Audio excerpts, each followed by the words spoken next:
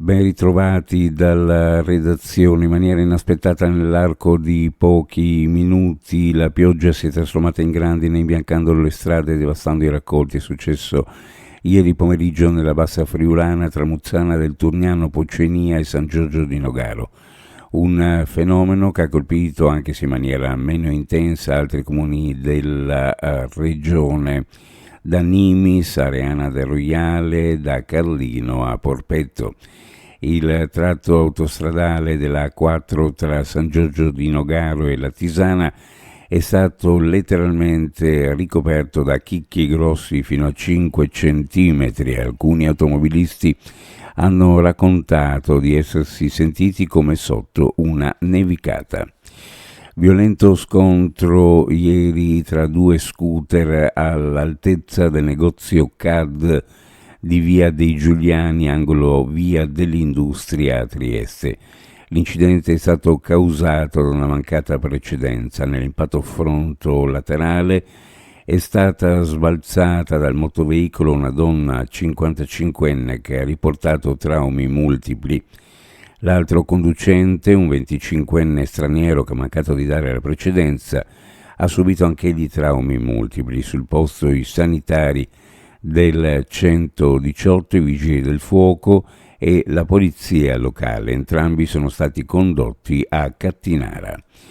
Rito abbreviato condizionato a una perizia psichiatrica nei confronti del trentenne Alberto Bogaro, accusato di tentato omicidio aggravato da futili motivi, che la sera dello scorso 17 febbraio al caffè teatro di Gradisca di Sonzo aveva ferito con un cutter da lui costruito artigianalmente 3 giovani dai 20 ai 30 anni. Si tratta di Giuseppe Boscarol, Caroline Marie Onefrey, la più giovane, e Gianluca Zorzenon, barista del locale situato in pieno centro. L'uomo, residente a Gradisca e ristretto nel carcere di Gorizia, misura restrittiva assunta a seguito dell'arresto allora da parte dei carabinieri. Il reato di tentato omicidio aggravato è quindi ai danni dei 3 giovani che erano state aggrediti parti offese, costituitisi parte civile nel processo davanti al GUP Concetta Bonasia. La Giunta regionale del Friuli Venezia Giulia ha approvato lo schema di cessione del ramo infrastrutturale della società in-house Ferrovie Udine Cividale SRL a favore di Rete Ferroviaria Italiana, società del gruppo FS Italiana. L'accordo, che sarà formalmente sottoscritto a breve tra le due società, rappresenta l'atto conclusivo di un percorso avviato nel 2020 dalla Regione con le società coinvolte per garantire una gestione più efficiente e sicura della linea ferroviaria regionale Udine-Cividale.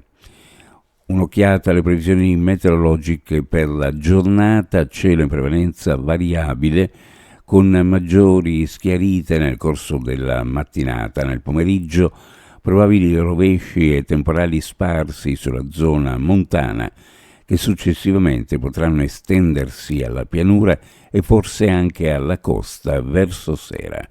Qualche temporale potrà essere localmente più forte, venti a regime di brezza. Per quanto riguarda le temperature, le minime fra 13 e 16 in pianura, le massime sempre in pianura fra 25 e 28 gradi.